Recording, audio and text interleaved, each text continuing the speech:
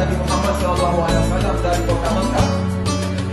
ke Masjid Aqsa di Yerusalem dalam sekejap mata dengan memakai kendaraan murah.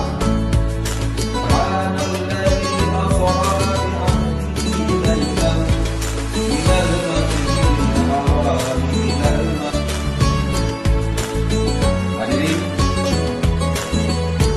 yang dirahmati Allah, di kota Taif tidak disambut dengan marhaban ya Nurul Ain, tidak disambut dengan marhaban ya